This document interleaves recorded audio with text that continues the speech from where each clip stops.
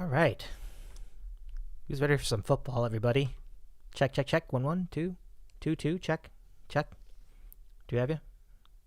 All right. Check 1, check 2, check 3, check 4. Okay. All right, let's do it.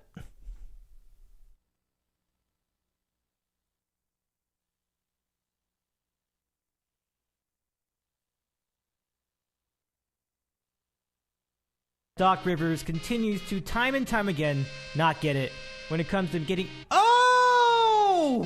Let him play! You bet one bone to win 19. What site do you use where you can actually bet $1? They let you do 50-cent bets. Oh my goodness gracious.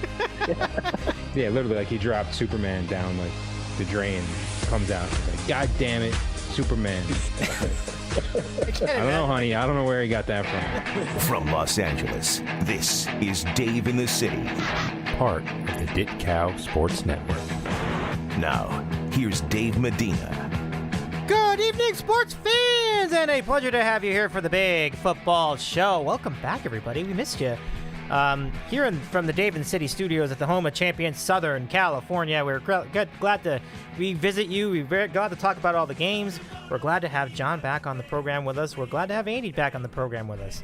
And joining us for the guest picks in just a little bit, well, sending him by the text to be specific, is Dan Tullis this week. So we're really looking forward to that too. And it should be a really good time. Man, it was a crazy weekend of football. It was just absolutely bananas. If a team could lose, they did lose. It was just nuts. Like, some of the teams were really up to a lot of shenanigans. And with one team I called it, with a lot of teams I didn't. It's just crazy. The Bills lost.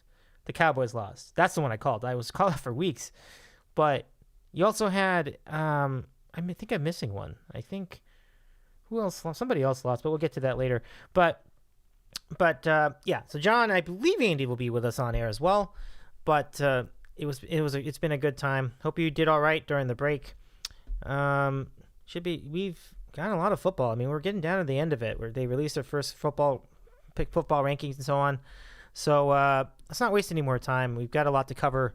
It's been a nutty week of football, and I'll give it to the fellas to break it all down as we continue the contest. Starting to tighten up over in the standings, but we had some moves made and everything else. So.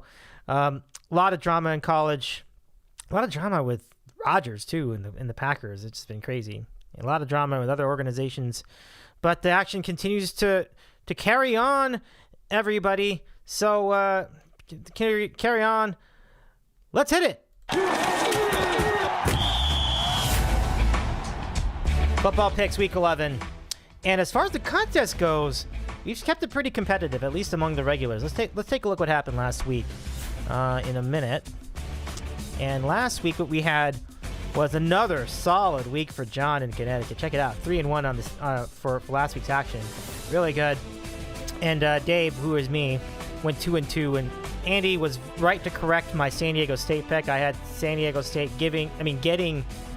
I thought they were getting 7.5. They actually were giving 7.5. So on that principle, I did not cover. So instead of 3-1, I'm 2-2, and that is correct. That's the way it should be. Andy went 2-2 for the week. Ron went 1-3, and Tommy's guest picks went 1-3 for week 10 in picks.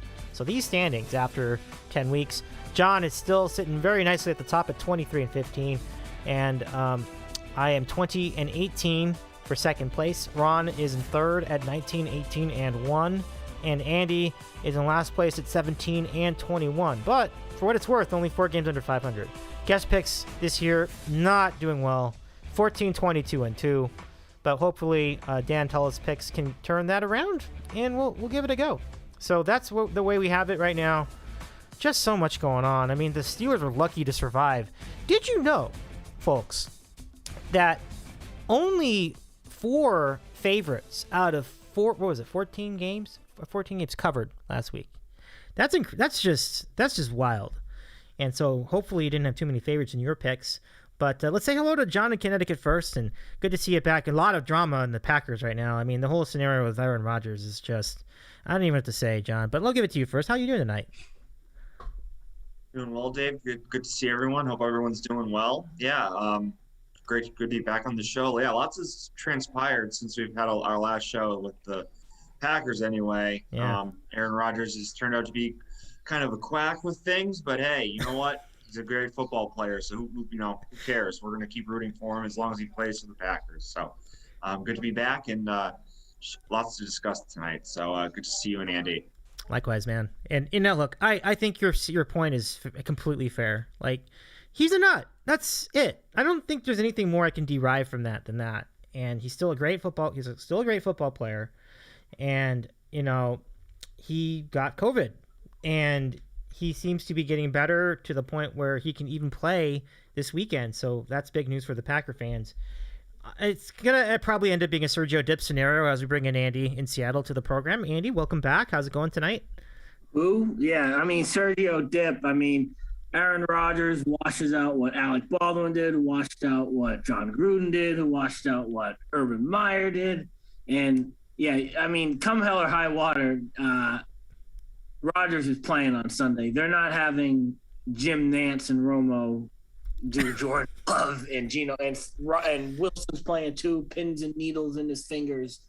Imagine if Romo and Nantz had to do Geno Smith and Jordan Love. There's no way it would have happened. Like, the powers that be would not have happened. And yeah, with Rodgers, he's an amazing football player. We watch him to play football. We watch him because he's good at football. Like, sometimes you don't want, you admire the athletes because they're athletes. You don't really want them.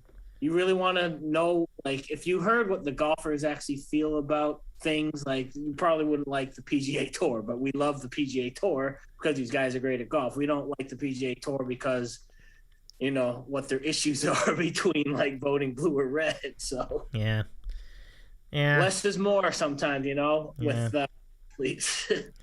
It is what it is. Is that a Super Bowl 51 pullover that you have on? It's when the Falcons and the Pats in Houston. That's I was the down one. there visiting my dad, and they had one of the Super Bowl merchandise. We went there and got some stuff. That's really cool. Yeah. Oh, it was in Houston. That's right. I forgot about that. That's right. Good call. So nicely done, Andy. But your points are dead on. Like, it's just, especially with the tour, Pitch and Catch actually made that point. It's like, the fact is, like, most people on the tour are probably MAGAs and, and it is what it is. It's just like, we know where we kind of got that. Dave, you're alienating half your, no, I'm just kidding. Yeah, it's just like I said. That's like we can't take their judgments on these things too seriously. I think that's what it boils down to. So let's go back to John, and John, tell you, I did see.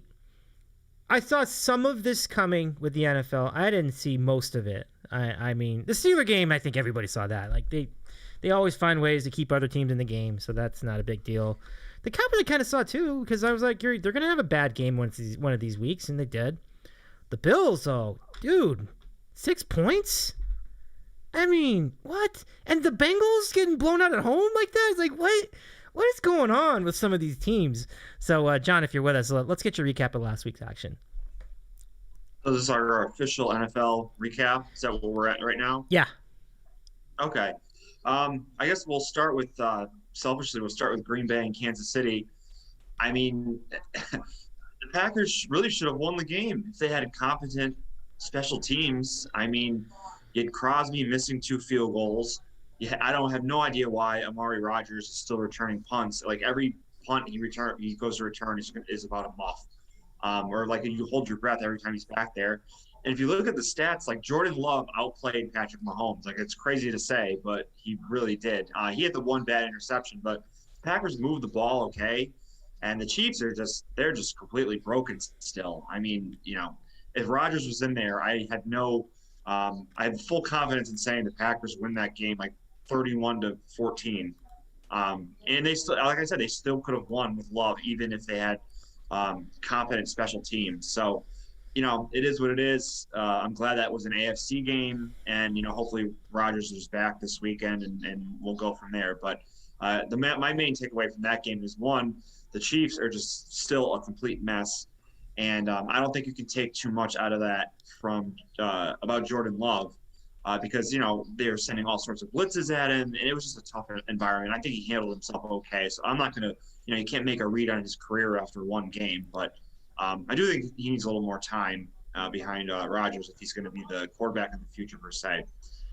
As far as the other games, just a crazy week of action. I mean, who would have thought the Bills, laying the absolute egg of all eggs in Jacksonville a week after the Jags looked completely dead in Seattle. They couldn't even – the Seahawks defense isn't good, and you thought the Jags at least could put up some points in that game, and they were just horrendous. And now here they come home, and their offense didn't do anything. They only scored 9 points. I guess it's more so the Bills couldn't do anything. I mean, their offensive line was bad. Their Allen, every time they showed the game on red zone, he was getting sacked and fumbling the ball, just completely out of sync. And I know, just chalk it up to a bad game. But even the week before against Miami, they kind of sleptwalked through that game. So, the AFC is just completely wide open at this point. We'll see if the Bills can kind of get back on track against Jets on Sunday, if they can kind of show their form for earlier in the year. But definitely a concerning loss. But again, we'll see if it carries over to the next one. Dave, you called the Denver game with Dallas. That was one of your favorite picks. And the line was way too high, for sure. I mean, 10 points was just ridiculous. And that should have been like 6 or 7. But still, you did not expect Denver to go up 30-0 in that game. Just a blowout from start to finish. Gordon just went off. Bridgewater was so efficient. I saw a crazy stat, as an underdog on the road, Bridgewater is 25-2 against the spread as a starting quarterback. It's unbelievable that kind of record, which is, play trends, just bet that blindly. And Dak was clearly rusty. It just goes to show you the NFL, they, Cooper Rush, they get the win with against the Vikings, and you almost got the feeling that the Cowboys thought they could just show up and win against Denver. And, it's the NFL, and the other team gets paid too, and they laid a huge egg. The Steelers game on Monday night was pretty exciting. Like you said, Dave, the Steelers always seem to keep their opponents in the game. And, really that game was just kind of a dead game until that fumble on the punt return. Yeah. And then just all hell broke loose after that. But, that was a pretty entertaining game. And then the other game you mentioned, Dave, for the blowout was Cincinnati. I took the Browns, and that line it was kind of teasing you there to take the Browns. It's like Cincinnati just had that huge win the week before. It's they're only laying 2.5 here. It's kind of fishy. So in that scenario, you kind of go with the Browns, and they performed again a scenario where Beckham's off the team, and the Browns they look amazing now. I think Peoples-Jones can be a great replacement for Beckham. He was catching those deep passes, so he'll be all set with that. I think he'll replace Beckham fairly well there. And then 2 other games I'll mention. The jig is up on Kyle Shanahan. What a joke that team is. You can't even, they're down to Colt McCoy, the Cardinals, and all they're doing is throwing screen passes the entire game, and they're busting all of them for 80 yards.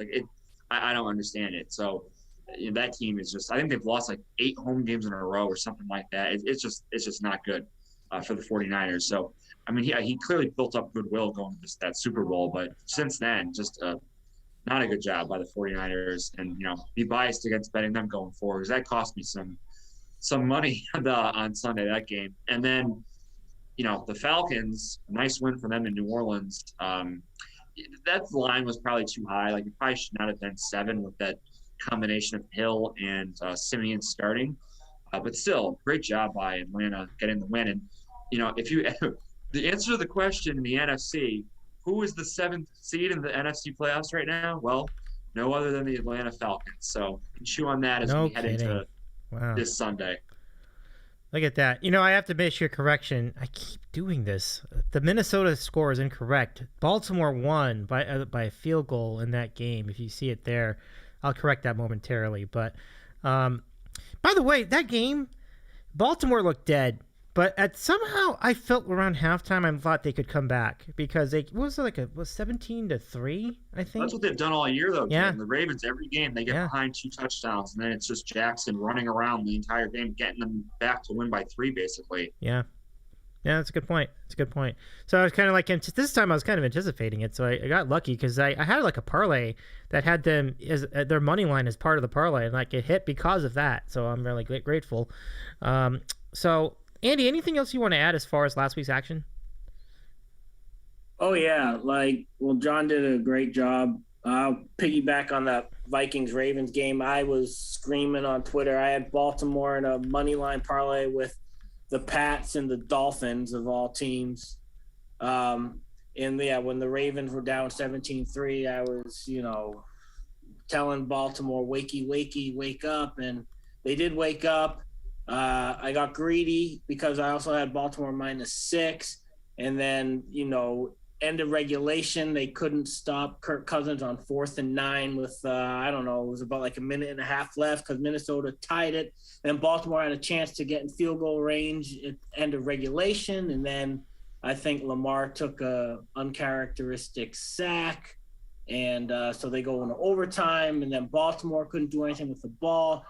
Then Minnesota, I was like, Minnesota, all they need to do is get in field goal range. But then Baltimore dialed something up on 3rd down, forcing Cousins to throw, to nobody. And Baltimore wins in regulation. And, yeah, I was so angry at that time because the week before I had Minnesota, and they couldn't do anything against Cooper Rush of all people on that Sunday night game. I fell in the Bengals trap. I thought they would be hungry and ready to bounce back after losing to the Jets the previous week. John he made the right call taking the Browns. Yeah, it's like, how are the Bengals only giving 2.5? Well, yeah, they're only giving 2.5 because they're going to end up losing by 25. And then maybe the Browns they feel free from the Odell Beckham drama, but I'm going to take the Pats this weekend. I don't care. I'm a Pats homer. I was also on the Broncos +10. I was late to the game, going against as John mentioned, Teddy Bridgewater, he likes to cover. And yet I know when they went 3-0, they were 3-0 because they played the Giants, Jets, and maybe the Jaguars. And then they had a little bit of a course correction where all of a sudden Teddy Bridgewater can't cover games. But yeah, it was a crazy game. I didn't think they were going to win outright, but for whatever reason, Dallas, they kept going for it on like 4th down, which they probably should, but they were throwing like deep ass passes on 4th and 1, and it just wasn't working out for them. But I think Dallas will be all right. If anything, this week kind of just hammered home the fact that there's no super team this year. Every team has flaws. We keep expecting Kansas City to turn it around, and they really haven't. Arizona, if the season ends today, they're going to get the home field advantage all throughout the playoffs. But do you really trust Kyler Murray in January? Probably not. So the AFC, for a while we're like, well, the Pats and the Chiefs and the Steelers kind of created this vacuum for all these other teams. And yeah, I mean, the parity reigns supreme. The Saints losing to the Falcons just illustrates how much of an ass clown Sean Payton is. I'm still pissed off that the Saints beat Tampa the prior week, and now they can't even. I mean, he was hampered with Simeon. He probably should have had Hill play some more, or at least run the ball a little more. But that's the Saints. They're up is down, left is right with them in the NFC South in a nutshell. I will say congratulations, Yachts. That was an excellent win by LA on the road. I mean, yeah, Philly not a great team, but for LA to go in like a gritty, gutty environment on the road, that's still an impressive win. I will say, yeah, something's rotten with Mike Shanahan or Kyle Shanahan. I think they've lost like 8 straight games at home going back to last year. But what's weird is he owns McVay. I think he's 4-0 against McVay in the last 2 years and I think 3 out of the 4 games are underdogs. So next Monday night is San Francisco Los Angeles Rams. I mean, point on that one because you want to. Which trend are you gonna hop on? Like the trend that Shanahan owns McVay, or the trend that LA probably wants to get the stench from the Titan game off their chest, and San Francisco has looked really bad with Jimmy G recently. They pulled that game against the Bears out of their ass 2 weeks ago. John hammered home the Packer-Chiefs game pretty good. Dave, that Monday night game against the Steelers and the Bears, Fields looked pretty good in that second half, moving the ball downfield. That game's good for our Steeler bet over 9, over 8.5. And then, I didn't watch too much of that Bills-Jags game, to be honest. I saw the last drive by the Bills, but to be honest with you, I just kind of assumed that at some point the Bills would turn it on. Because the Jaguars they're a bad football team, and the Bills prior to this week, and obviously losing to the Titans and the Week 1 game against the Steelers, they had yet to really be like embarrassed, but this game was kind of embarrassing. But and now they're 5-3. Like 2 weeks ago, you'd think they were shooing to win the AFC East, and all these division races, are pretty close, with the exception to maybe, the John's division with the Packers. Mm-hmm. Yep. Yeah, the Packers weathered the storm they didn't win, but they certainly made a good name for themselves. The Chiefs I'm going to have more to say about the Chiefs later, but they just haven't looked good in a month. Like I don't know what it's going to take. Like they played the Giants, and so we weren't on last week when they played the Giants. That was one of the worst. I think all of us here took the Giants. I know. I would have, I should have taken the Giants. I don't think I had action on that, but I should have taken the Giants. Dave, what I was telling you, I think I texted you this, but it's like the overreaction to the line after Rodgers was ruled out was crazy. Like the Chiefs could only beat Daniel Jones by 3 points. Right. And you're going to move the line. I know clearly Rodgers to love is a downgrade, but you're going to move the line 8 points. I mean, they had their whole complement of offensive players. It's not like, if Adams and Lazard and MVS and all those guys were out, I would have said, no way. But then also they had, Dillon and Jones. Like that was just way too big of a overreaction. So I'm glad that the Packers ended up covering that game for, just for that purpose alone. Obviously, I would have liked them to win, but that was just a huge overreaction to the spread. We've seen that a lot lately. Yeah. Just, players go out and just the spreads just over adjust, and you can end up getting a pretty good number. Yeah. See, when the Packers scored, it was maybe there were about 3 or 2 minutes left in the regulation. Do you call that a bad beat? I said, no. Hell no, I don't call that a bad beat. They were sitting on those 13 points. The Chiefs were sitting on 13 points for 3 quarters. I mean, that was terrible. It's a terrible performance. Not a bad beat. So, okay, well, that's very well said too, John. Let's go to the picks. We'll get right to it. And, John, since you had the best record last week, we'll go ahead and go to yours first. So, when you are ready, we're ready for your Week 10 NFL picks. All right, Dave. Interesting card this week. I always say I like a lot of games, and then, of course, we'll see how that works out by Sunday. But I did like a decent amount on the card this week. We're going to start with the Saints +3 in Tennessee. Now, again, this is kind of one of those things, like it goes against everything that you would think. Well, the Titans are on a 5-game winning or 4-game winning streak. They just beat the Chiefs and Bills and Colts and Rams. The Saints are without Jameis Winston. They're down to their second or third quarterback, and they just lost at home to Atlanta. Well, why would you ever take the Saints? It's just one of those things. Like it's a buy low, sell high kind of market in the NFL. That's kind of how you have to play it. That's just kind of my main angle here with this game. Like everyone is going to be hammering the Titans -3 in this game. I already see this in some places. The spread's changed to 2.5, and Kamara didn't even practice today. So if he's not going to play, or he's kind of iffy, and the line's moving the other direction, like something's fishy here. In terms of like an actual football reason to take the Saints in this matchup, Tennessee without Henry, like they were able to withstand it last week. But when you look at the game against the Rams, clearly they won because of their defense. I mean, they had that Stafford had that Carson Wentz kind of play where he just flipped it from his end zone, and that set up a short field. There's another pick six, and their offense really didn't have to do much of anything. The Rams outgained them pretty good. I mean, I know total yardage isn't really much of anything when you have that kind of discrepancy with turnovers, but the Titans offense really didn't have to do anything, and they're going to have to in this game. Because I don't think the Saints will turn the ball over like that. They're trotting out the corpse of Adrian Peterson to try to replace Henry. I'm not sure if that's really going to work out for them.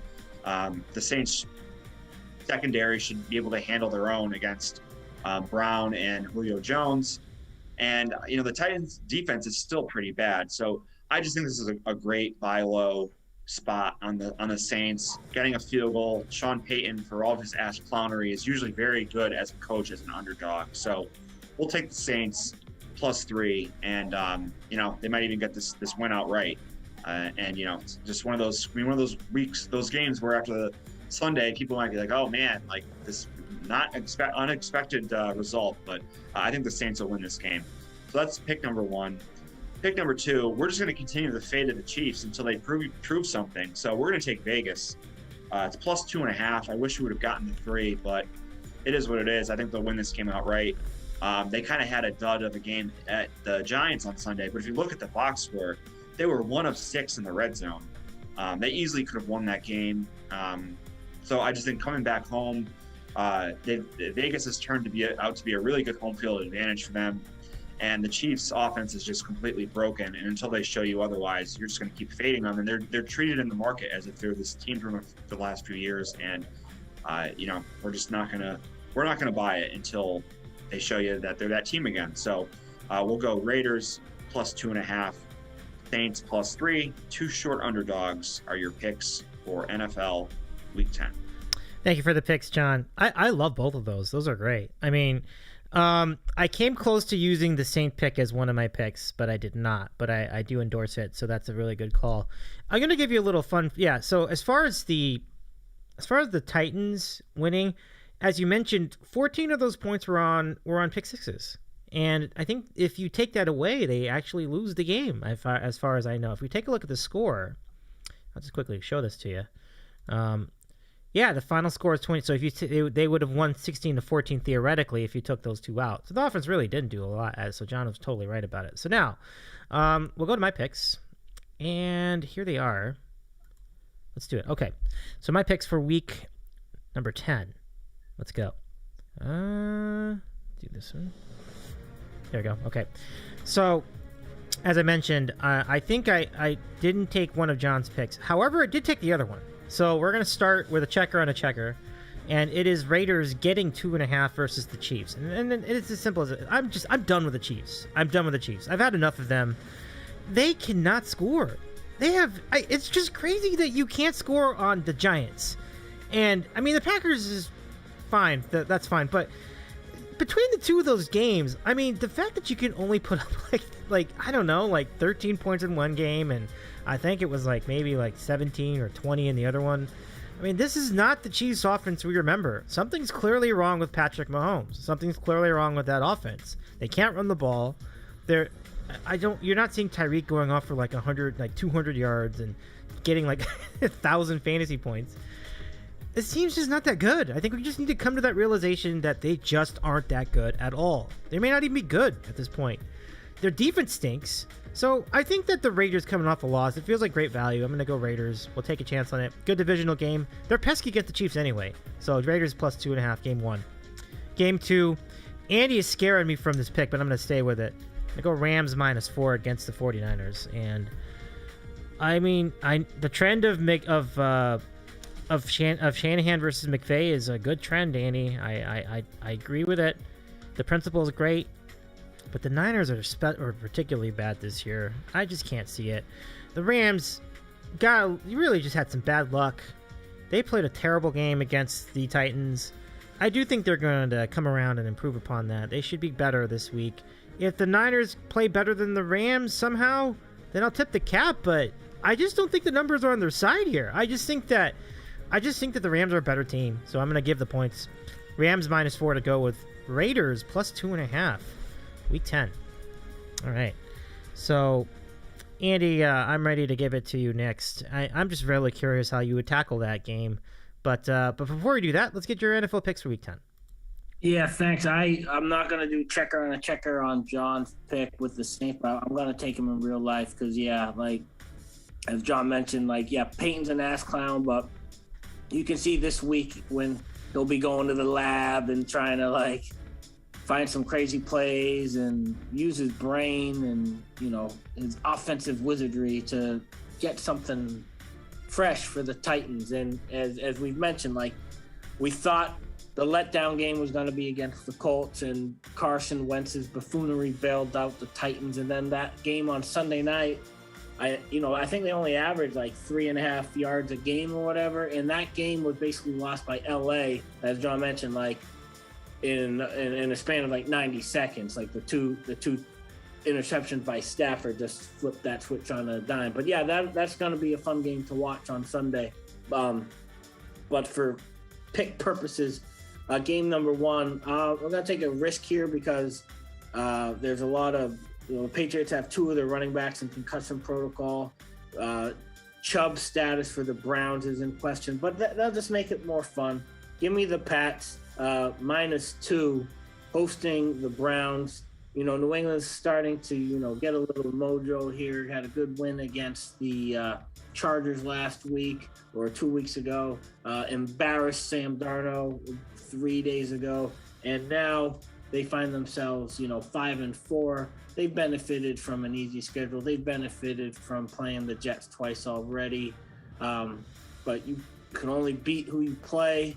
You know, John in Georgia waving the pom-pom Mongo style, like they're 8-1 in wins and close losses. But no, you get the idea. Like the Browns, I'm still not ready to trust Baker on the road week in and week out. You know, last week they looked great. They scored 41 points. They were embarrassing the Bengals, but you know, the Browns are still the Browns. The Bengals are still the Bengals. We always say that, and I just not ready to like put all my eggs in the Baker Mayfield basket.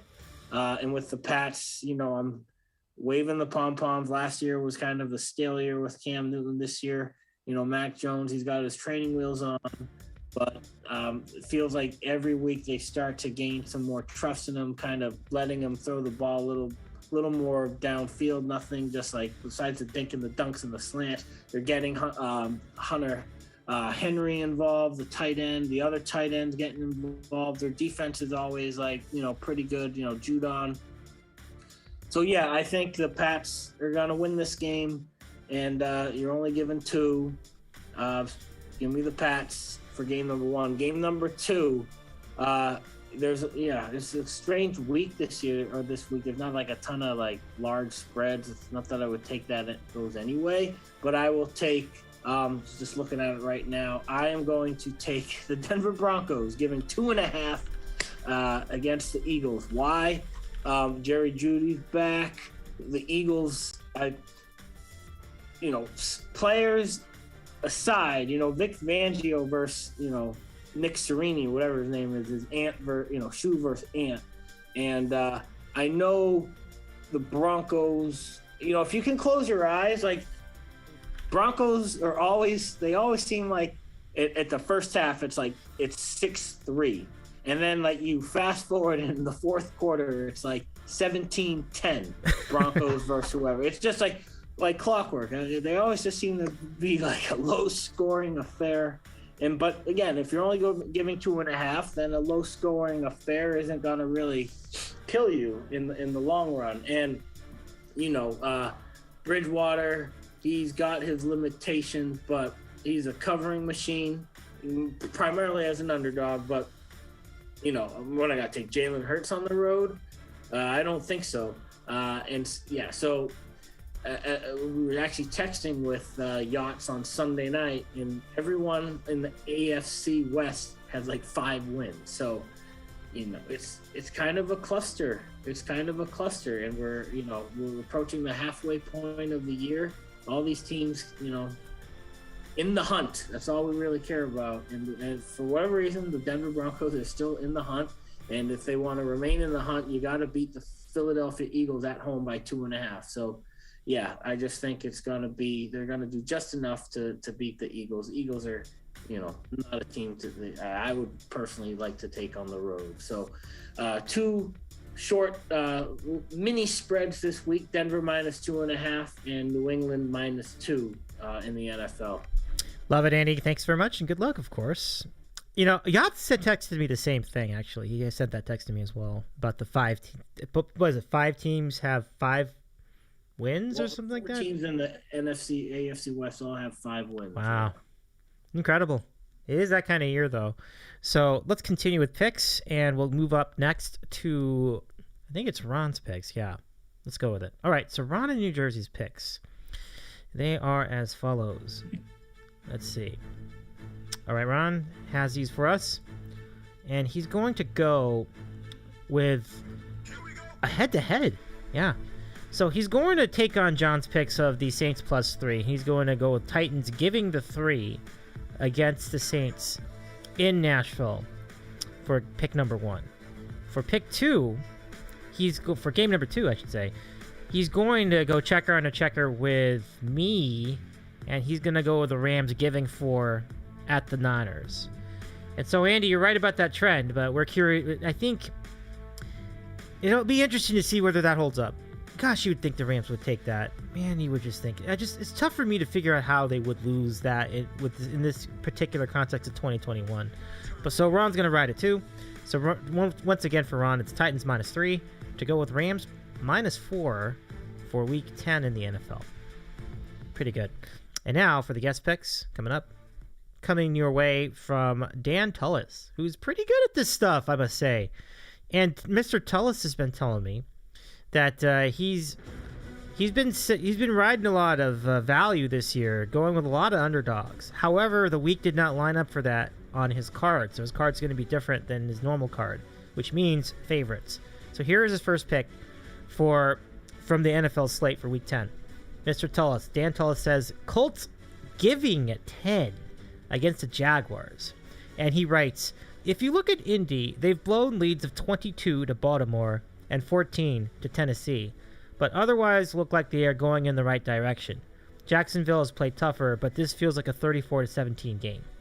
So that's game number 1. Game number 2 for Dan Tullis. He's going to go with the Browns getting 2 at the Patriots, which means, hold on, let's yeah, I wait a sec. You can't, hold on, do that again. Hold on, let me just get to the 2 shots. That's a big finger for Tullis. Oh, that's funny. So Tullis, Mr. Tullis is going head to head with Andy's pick, and let me just make sure Andy had the same number. Yeah, 2. 2. Okay, 2. So Dan Tullis writes, Mayfield really is freed from OBJ, and New England has been playing much better. Good win at LA versus the Chargers. Wait, who was that? The Patriots, yeah. But could see Cleveland bringing the wood to Jones here a bit. Game feels like 27-17 to me. Interesting. So a 27-17 win for the Browns? That would be interesting. So to repeat for Dan Tullis, Colts -10, which is crazy to me, but I'll give it to him. And then Browns +2 for Week 10. Yeah. Those are some interesting picks for sure. I mean, I don't disagree with the Browns one, but I honestly think that could go either way. So good stuff all the way around. And let's go preview some of the games coming up in the NFL schedule. So we have it for you here. The featured games coming up this week, as Andy hangs out and chills for a moment. We have. Dude, I got you. You gave the big finger to Nance and Romo again. Wait, which game? Let me see if I can figure out which game it was. I know I've been doing that a lot. That's true. But we have you gave a big finger to John too. Oh yeah, I did. Wait, who are the Packers? The Packers are against the. Come on, Dave. You should know this. This is stupid. I don't know this. Oh, Seattle. I mean, if Russ is back, they will be on there. I just didn't think he was going to be back yet. That's why I didn't put him on this list. That's the only reason. But I figured that Rodgers would be. So if they both play, then the Seahawks-Packers game will also be on this screen if you're watching on YouTube. And then a similar scenario for the Nance and Romo game, which is what?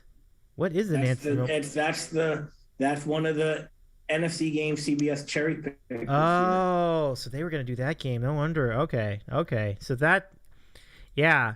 So I think that's really pending what happens with those injuries. If the projections are correct and Russ plays, then we can certainly add that to the list too. So Seattle, Green Bay, keep an eye on them too. 4:25 Eastern on CBS. But the rest of the schedule looks pretty solid. Saints versus Titans. I mean, a lot of potential there. Browns versus Patriots. A lot of potential there. I mean, it's only a 2-point spread. 1 p.m. Eastern on CBS. Vikings Chargers. I don't know if this really deserves to be on the list. Because the Vikings don't seem like they're good. But I did it anyway, just in case, because maybe the Chargers might let one up. 4:05 Eastern on Fox for that one. Chiefs Raiders and Rams 49ers. Two great primetime games, I think. Chiefs versus Raiders, classic rivalry, and I really do think the Raiders are gonna have a real chance here. They should be. I mean, they're not favored in the game, or are they?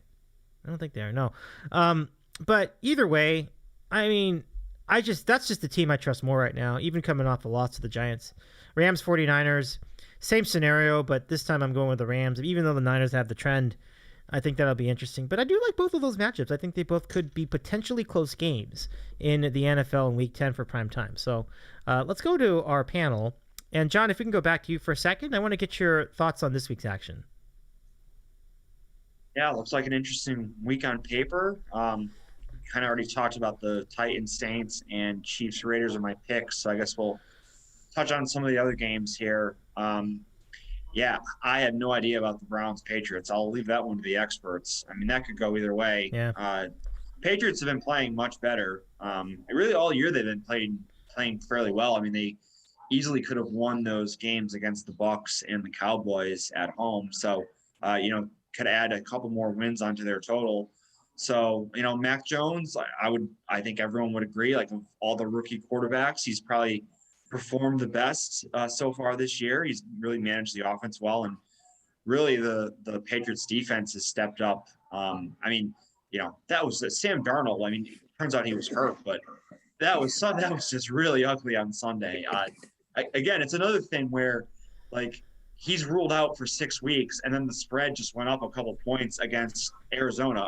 Do we really think that PJ Walker is 2 points worse than Sam Darnold? It might be an upgrade. Like I might be on Carolina now with that spread on Sunday. But in any event, the Browns Patriots, that one could go either way. And of course the Browns now with their getting rid of Beckham, like the weight lifted off of their shoulders, and who knows about their COVID scenario because Chubb is going to be out, and also, they don't know if he's going to be out for sure. Like he's on the COVID list right now, but I guess he's vaccinated, so it's a different situation compared to like Rodgers, who was immediately out for 10 days.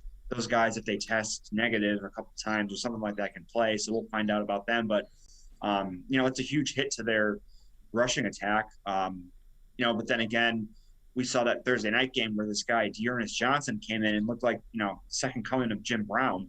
He was just tremendous. So that's just a very interesting game. I'll definitely be paying attention to it, but I do not think I want to place a wager on that game. I just can't get a feel for that. You have the Vikings and Chargers listed there, Dave. That game just screams points to me. I think that's going to be an overpick. I think both offenses won't be able to, or both defense won't be able to stop the opposing offense. The Vikings do get kind of conservative sometimes on their offense. I think that's probably because of Zimmer's mentality. And I don't know why. Like, they really have a lot of offensive weapons. And, it's a really good matchup here for them because the Chargers can't stop the run at all. So Cook is going to feast. And then, Thielen and Jefferson should get some good opportunities off of that. And then on the other side, they're not going to be able to stop the Chargers passing game. So I think this game screams over. I haven't looked at what the total is. It's got to be at least 50, but I would definitely still play that. So I like the over in that one. You have Rams, Niners mentioned there. Yeah, like what I said before, I'm done with the Niners. I know Shanahan has kind of owned McVay in the past, but I think even with the Rams coming off the loss, I think you're going to get their best effort and focus in this game, and I I think I'll be with the Rams in this matchup. I don't think they're going to lay 2 eggs in a row. So I'll go with Los Angeles there. And then, like you said, Green Bay, Seattle depends on both quarterbacks playing. I do think Rodgers will be cleared. I haven't seen any reason why that he wouldn't at this point, unless he somehow tests positive again. I don't know. And then Russ will be back. So, yeah, that'll be a great game. I mean, the Packers have kind of owned them in Green Bay lately, but I am not one to count out Russell Wilson at all. So that should be a good one. And then some of the earlier games, not a great early window. You have Tampa and Washington. It's kind of Dallas and Atlanta. That one could be a interesting game. I saw the spread on that was 9. That feels like a little bit too many points, but maybe I'm too trusting of the Falcons. I don't know. We'll have to think about that one. I do like Dan Tullis' pick of the Colts. I think the Jags are in for, they had their one moment of the season. Now they're going to go back to being just idiots. So I do like the Colts in that game. So yeah, lots of interesting matchups on the schedule. So should be another fun Sunday to follow on the Red Zone channel. Definitely. Yeah, it's a good channel to have on. Yeah. There's a lot of games to keep track of. Yeah, I don't know. I do not know how to play that Colts game. That's just 2 teams you can't trust. I don't know what to do with that. But Andy, let's go to you for a look at this week's action. I'll bring back the slate for you. Yeah, well, it kicks off with that amazing Ravens-Dolphins game on Thursday night. But yeah, I'm just looking like a Baltimore Cowboy, Washington football team, Pittsburgh Steeler money line parlay. What could possibly go wrong with those 4 teams? Might have to find out. Put a couple units on that. I might do that. Well, first, Charger Viking over under is 53 at the moment. Just to piggyback on that game, would you take that? I know you don't do over unders, but if you were to pick, I probably won't. I won't, but I could. I mean, you close your eyes, you see like 35, 31 final, right? Yeah, thanks for pulling up the number. I'd still go in on that. I'd say like 55. Maybe I'd stop, but yeah, I easily could see that being like 28, 27 for sure. I could too. I mean, you could buy it down too, like buy it down a little bit, like 52.5 might be worth it. Yeah. The thing about the Vikings, John mentioned, like we don't know if they're very good, but they play a lot of close games. Like, and for whatever reason, like they either come up just short or one way or the other. I'm not a Zimmer guy. I think he gets kind of tight, and I've never been a Kirk Cousins guy. He's the king of checkdowns. But their receivers and Dalvin Cook are amazing, and their special teams is pretty good.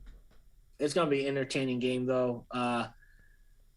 If there's like an Achilles heel for the Chargers, it's definitely the run defense. So, I mean, it all depends on, because the Vikings are going to get plenty of scoring opportunities. It's whether or not they can, score touchdowns or settle for field goals. And, with the Chargers, they all systems go for the most part. I know like Herbert didn't look great against New England, but he kind of rebounded against the Eagles. That coach also loves to go for it on 4th down all the time. So it's just the new way. I kind of like it. It's like the good point of analytics with football versus like the bad point of analytics with the baseball. You gotta mix and match. There's just a lot of lines that are like in that 1 to 4 point range, which means like there are a lot of good games. You guys touched on that Chiefs Raider game. Depending on how my gambling day is going up, I'm probably take Raiders at home. The Chiefs, they can't get out of their own way offensively, and they still have not shown, like not even for a half, that they're worthy of like the lines that are given to them. So why not take David Carr and company. And yeah, like I know if I wasn't a Patriots fan, I'd probably stay away. But since I am, I'm flipping the coin and taking the Pats, and it'll be I think it's the Iron Eagle game. As we mentioned, yeah, it is Russell Wilson versus Aaron Rodgers. Wilson tweeted that he's back.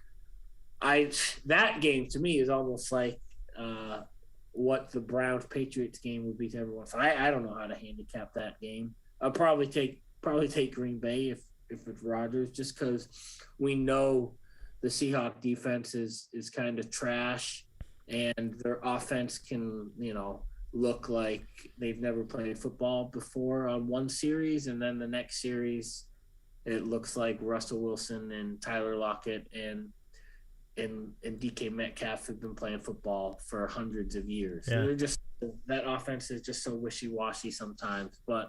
And also I'm not sure how I don't know Pete Carroll's like history off of bye week. It's not, I didn't do my homework. Sorry about that. Like, Andy Reid's always like, always take Andy Reid coming off a bye. I'm not sure what it's like. It hasn't been that good lately, though. I don't think that's really applied as much in recent years. Certainly wouldn't trust that this year. And then, with San Francisco, I know we mentioned that trend, but I don't know. If it wasn't a Monday night game, I would definitely have the Rams like in a money line parlay. Mm-hmm. I still might, but the fact that it's Monday night, and what are you gonna do? You gotta mix it with college basketball. Why not? Captain No Fun, why wouldn't you? But that's a good game, and it's weird because like for a lot of, I'm just kind of rambling here, but the last thing I'll say about these games is like a lot of the story, like this, that's what's crazy about the NFL. All the storylines, like in August going in, like it's all changed. Like, remember, we all had reason to believe like the NFC West was going to be like the best division ever. And the Seahawks can't get out of their own way because of injuries. And Shanahan, the magic of Shanahan seems to have rubbed off for whatever reason. And yeah, it's like all the storylines have just kind of been replaced by like new storylines. Like Tennessee, how the heck is Tennessee 7-2? That's a team that is playing a lot better than what their like numbers and stats should indicate. Like they have to have a regression at some point. But the fact that they play in the AFC South means like, well, they're still gonna get like a bunch of cupcakes headed their way too. Mm-hmm. Yep. Well said, Andy. I did want to. I can't wait to take Atlanta and yell at like. Well, the last time that the Falcons went to Arlington, wasn't that the game where they had the onside kick and then it just it wibbled or wobbled around and then they got it? Yeah, I'm sure Utter Disaster knows that score by heart, but I'm pretty sure it was some crazy high-scoring affair. Yeah. So we could be in for that again. It's just hard to say, So we'll see. So anyway, yeah, very good. Let's go right to college football now, and let's see what happened in last week's action. Well, this is gonna be all you guys because I was not in the mix at all, to be honest. But I did see that LSU surprising the amount of juice against Bama. I saw that Michigan State lost. That's not necessarily that big a surprise. Their offense isn't good. So, John, you want to take this and give us a recap of what happened last week in college football? Yeah, it was an interesting week. I wish we would have had the show because I could have said I called it here when we came back on the program because, just by looking – I'm not going to say you can kind of tell what's going to happen by the point spreads, but you had the old unranked favorite over a top 10 team with North Carolina and Wake Forest. And for a little bit there, I thought North Carolina, they were dead in the water, but, they're still – Mac Brown is still just clueless for the most part. Like, their entire offense is like Sam Howell running around the entire time. And I could swear they ran like 15 quarterback draws in the game. I have no idea why they're doing that with him with their offense. But in any event, they came back and got the win against Wake Forest, who listen, I mean, their offense is tremendous, but their defense had serious deficiencies. I mean, Army put up 56 points with like their fourth string quarterback just a few weeks ago. So if it didn't happen this week, Wake was going to lose here at some point. And that was as good a spot as any to do it. The interesting thing about that game, though, it was not a conference game. No, it's so stupid. You would your mind would explode thinking of that. Wake Forest, North Carolina, not a conference game. It's because when the ACC split their divisions, after they added some new schools a few years back, they would only play like once every 7 years. And since they're like founding members of the conference, the two ADs got together and like, like instead of playing, some low-level Sun Belt or Conference USA team in non-conference, let's schedule a non-conference series. So Wake Forest is still undefeated in the conference. So I guess that's the only That is so crazy. It's the only good thing they can say about that loss is they're still okay in their division. I think they're going to lose again another time or maybe twice. I mean, they have to play NC State this week, and they have to play Clemson still. I know Clemson's not as good as usual this year, but they could still beat Wake Forest. But in any event, good for them to no blemishes on their conference record right now.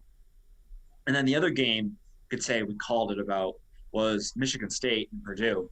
And, you could see this one coming a mile away. Yeah. Like Purdue, they're passing, like this guy, David Bell, like he's going to be a pro. Like that dude's unbelievable.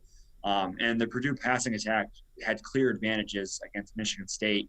And, especially Michigan State coming off of that huge rivalry win, that comeback over Michigan. And Purdue had already done this to Iowa. I mean, that's what they do, is like Purdue's not good for anything except for beating like top 10 teams. And they do it like almost every couple of years. I remember that game against Ohio State, it was a few years ago. They won as a huge underdog at home. Not going to expect them to do that again against Ohio State this weekend, but you could just see that one coming, that Purdue was gonna have a good game there. So those are two I called it things if we had been on the program. But we certainly got some other things wrong over the weekend. I'm not going to say we're genius here. Had some bad calls. One of them was Washington. What a joke of a team that they are, and Jimmy Lake too. Like, and then they scapegoat the offensive coordinator by firing him after that pathetic display against Oregon. Like, Oregon is so ripe to be picked off here. It's just annoying me that they're up there every single week. They're probably going to beat Washington State this weekend, although Wazoo's been playing pretty well even without Rolovich and all those coaches. I mean, they've hung in there pretty good. So I don't know. We'll have to take a look at that with the spread. That's like the late night bailout game. So we'll see about that one this weekend. But Oregon at Utah next week. Give me the Utes by whatever. I'm in on that. But I digress. I think Washington was just pathetic. And we're gonna stay away from them from now on. Ohio State, very unimpressive against Nebraska. Nebraska might be the best 3-7 team in the history of college football. Like, all they do is just play close games against ranked teams. And that's not good for Scott Frost because he's 3-7. But I mean, they're clearly talented and they have players. But that was a rough one for Nebraska. And Ohio State just that's all you need to do this year is like survive and advance because all these other teams are losing. They'll win out, they'll be there. So same thing with Cincinnati. I mean, and that one did kind of annoy me because I had a 5-team parlay with a free bet that I had gotten, and Cincinnati like busted my parlay, giving 20-something points. I mean, Tulsa really could have won the game. They were going in for the game-tying touchdown, and they fumbled the ball away, which was, and they got stopped in one series, and then Cincinnati fumbles it trying to run off the clock, and then Tulsa fumbles it again going into the end zone. So they weren't very impressive, but they moved up because these other teams lost. So as long as they keep winning, I don't see how. I mean, the committee will probably find some way to justify it by the end of this. But if Oregon ends up with 2 losses, which very well could happen, I think they're going to, like I said, I think they're going to lose to Utah. If Oklahoma loses a game, which very well could happen, Cincinnati could still get in here at number 4. So I'm not going to count them out just yet.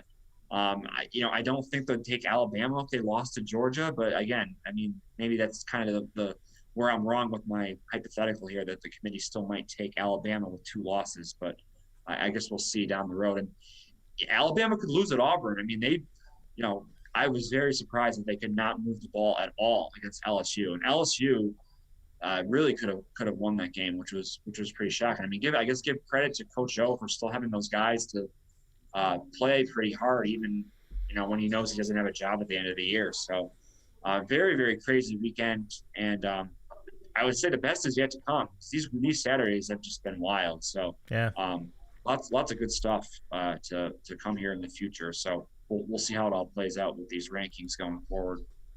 I mirror your frustration as far as Oregon too, because I'm like, I've just been waiting for them, just like the Cowboys. Like I'm waiting for them to lose a game. So we'll have more. I'll tell you more about that later. But yeah, they've gotten really lucky with some of those, and it's kind of where we're at. And here's the thing I was going to add to that: this idea that either Wake Forest or Pitt, like a few weeks earlier, were top 10 teams is utter garbage. Like that's a bunch of nonsense. Like that Wake Forest team had the worst defense I've seen all year. They're bad. They're as bad as the MAC. Are you watching the MAC game too? Like, but I'm like they're so terrible. Like that team, even if they made a playoff, they're gonna get humiliated in the game. So like I'm just that's kind of we kind of all benefit from that in the end. So Andy, let's get to you and let's get your thoughts on last week's action. Yeah, there's a lot. I'll try to pick my spot, but I'll just probably ramble anyway. But and do like checker on some of John's thoughts. But yeah, Washington, middle of the week, I was like, I'm taking Oregon, and then the end, I was like, but it's also like the Huskies Super Bowl because technically they had everything to play for. They controlled their own destiny. They could have gone to a Rose Bowl, but they're fuck them, fuck their program. Fuck Jimmy Lake. Yeah, like was their offensive coordinator like from the Stone Age? Yeah, but who picked him? Jimmy Lake handpicked that guy. He handpicked that offensive coordinator. But the most coward thing they did in that game was down 8 with 2 minutes left on 4th down. Yeah, they were at their own 5, but they punted. They only oh my God, he had 2 timeouts. It's like he had 3 timeouts. Only had 2 timeouts. So what are you gonna do? Even it's college kicker. The worst field position Oregon's going to have is probably their own 40. And then what are you going to get the ball back with like 15 seconds left? Exactly where like you just punted a minute and a half prior. It made no sense. And it just kind of like shows how over the head Jimmy Lake is in his conduct isn't very good. Like, I actually don't make a big deal of what he did to the player, but it's just like, it's a symptom. It's like, there's a lot of pieces of the Jenga board that are falling apart. And and since I don't like the Husky program, like keeping him would be more punishing for that program than getting rid of him after this year. Cause you get rid of him this year, then the quicker they are to like, rebuild or whatever. But yeah, I'm with you guys. Like, Oregon was the beneficiary of Jimmy Lake's just buffoonery and just bad coaching decisions. Alabama, yeah, they're lucky to get out of that game with the win at 28.5 point underdog favorites and just having to cling for dear life to beat LSU. But I don't know. Like Gary Danielson says that could be like the wake-up call they need. I don't know. They play like Samford this week, and then they end with Arkansas, Auburn. Like they could theoretically lose to either of those teams, but they are sitting pretty for what because they're Alabama and they only lost to Texas A&M. So if they take care of business, they'll be in the playoff again. But so we'll see what happens. Florida, something's rotten with Dan Mullen. I mean, goodness gracious. I know they had Trask and Pitts last year, but I mean, last year he was like the darling of college football. Like, could he?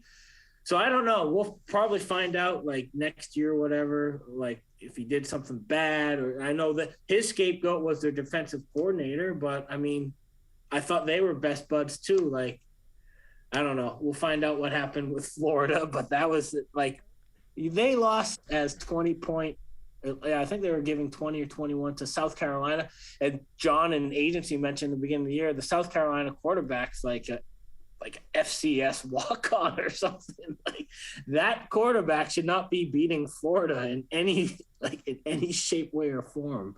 But crazy stuff. Yeah, Michigan State, I think we all knew they were due for a loss because they had been, I don't know if football has like a Pythagorean record, but they were winning games they just statistically probably shouldn't have been winning. And, if you want like committee conspiracy or whatever, but yeah, that was just, Michigan State is still like going to help Michigan or Ohio State, just kind of like just because of all the positioning they are in now. And I don't know. Hopefully nature will take its course because we still want to see Cincinnati get in. But to be fair, Cincinnati isn't really helping their cause because they keep playing these close games themselves. All of a sudden, Notre Dame thinks they have a chance now. And I hope Virginia embarrasses them this weekend. But as we all know, we'll probably bet against Notre Dame and complain about it on Twitter. Notre Dame was playing Navy last week. Navy, I like John's theory. If it's a service academy getting more than 14, take the service academy. And they did all they could to cover that game. But, they gave up 17 points, I think, in the fourth quarter, which was pretty haunting. Navy's 2-7. Like they weren't going to beat Notre Dame outright, but I thought they could kind of hang around, and theoretically they did. It just too much Notre Dame at the end, not enough like Navy when they need to score points. They couldn't do it.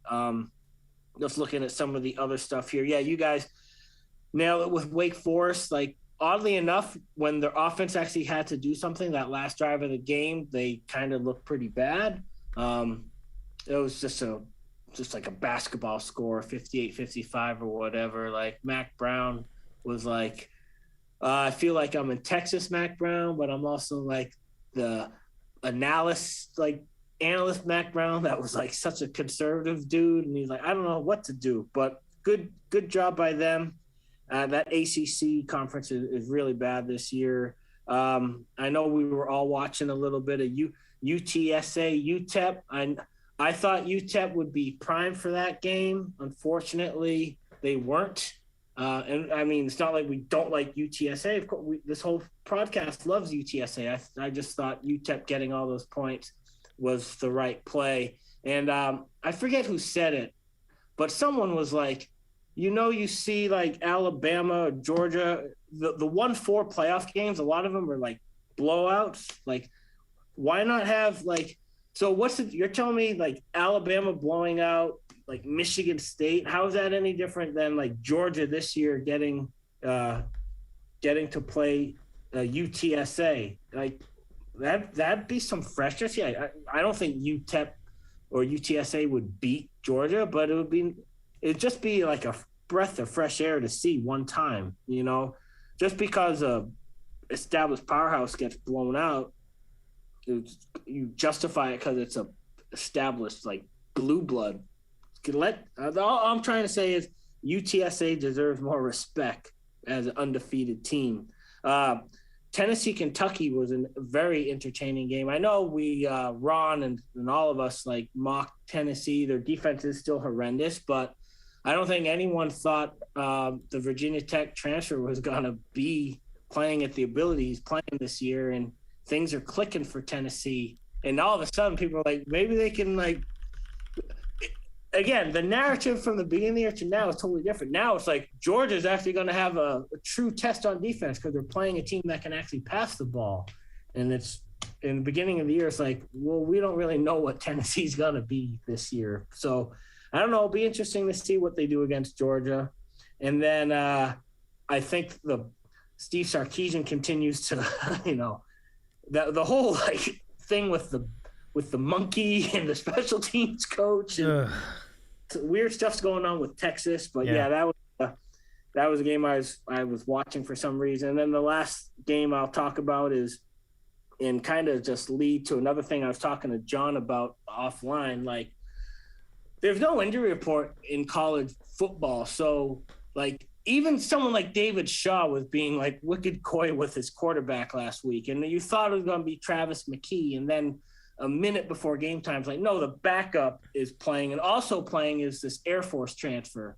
And you're like, well, no one knew this, and yeah, obviously Utah was going to kill Stanford anyway, and then also, but more importantly, it was the Nevada San Jose State game, and you could Google it. Like, there was no articles saying that Starkel was coming back for San Jose State. So guess what happens before the kickoff between Nevada and San Jose State? Nick Starkel is announced that he's going to be playing, and he got the majority of the snaps, and it was a really entertaining game. I think there's 3 pros that on between those teams: the receiver, Dobbs, Carson Strong, both on Nevada, and then the tight end for San Jose State. And that was it. That was my favorite game to watch in the 10:30, 7:30 slot. Mm-hmm. But all to say, there's got to be more transparency with the injuries, especially with the quarterbacks in college football. Yeah, wasn't there some deal with Matt Corral too? Like leading up to a game, like that was just getting ridiculous. And he played. It was just fucking ridiculous. Like, I think that's gonna have to change soon. That's gonna have to change as well. So let's go to this week's action. I think we got everybody's recaps. And I have a fun little fact for you all, and it is this: I'm going to be, and I think this is why I put it on the list. I'm being let's look at all about me, but you're going to San Diego. I'm going to see Nevada, San Diego State. That should be fun. I'll be there in the building for that one at the end. So that should be fun. So I appreciate you bringing up Nevada earlier in the segment. The other games that we can talk about in Week 11, Michigan, Penn State. This is very generous. I don't think they deserve to be on there, but they're still ranked number 6. So I'm like, well, Penn State is fairly talented. Maybe Clifford will have a good game, and they'll make it tough for Michigan. We'll see. Oklahoma, Baylor, also at the same time, 12 noon. Big finger to Baylor. Complained to John about this last week. Big finger to Baylor. I get it. They had this game coming up, and sandwiched between whoever they played the week before, but they couldn't beat TCU. That was a bad game. They got to beat TCU. TCU just got rid of Patterson. Yeah, you're right. That's a rough loss. That's a rough beat for them, no doubt. So let's continue with some of this. So I wonder who's gonna cover that game or win that game or what have you. I don't know. I really don't. But Oklahoma, Baylor. Number 8, Oklahoma. Number 13, Baylor at noon on Fox. Eastern time. And then number 19, Purdue, who just came off the win against Michigan State. Do they have that juice again? John alluded to this earlier. Against number 4, Ohio State and Columbus, 3:30 Eastern on ABC. I haven't seen a Big Ten game at 3:30 on ABC in a while, so that must be a big game if they're going to do that. And then number 11, Texas A&M against number 15, Ole Miss at 7 o'clock Eastern on ESPN. That's just more for shits and giggles. I don't think either team is going to make the playoff at this point. Washington State against number 3, Oregon. Keep an eye on that late night action, 10:30 on ESPN. And then, as I mentioned, Nevada against number 22, San Diego State. I think it could be a good game. Could be sneaky good. But I think it's just because I'm going to the game. That's why I think that. But it should be fun. I mean, Mountain West is pretty good stuff. 10:30 Eastern on CBS Sports Network. So that's probably the first time we've had them listed on this sheet, the CBS Sports Network game so far this season. But John, I'm going to give it to you for a look at this week's action. What do you think about the Mountain West in there? Do you think that they're worthy of this list too? Oh yeah, love the group of 5 teams. And as a side note, like if you're just blindly betting MACtion overs, I think you're probably like 9-1 right now since it started last week. It's just unbelievable the points that are put up. I mean, it's amazing to watch. Yeah, it's crazy. These games are just wild. But in any event, yeah, Mountain West definitely deserves our consideration. And I agree with what Andy was saying. UTSA, man, they are a good team. Like let's get them in the best bowl possible. Like I want to see them go against like a real opponent. The sad part is they're probably going to be in like the shit kicker 10,000 whatever bowl against a conference a Sun Belt team or I bet we'll get like Louisiana versus UTSA.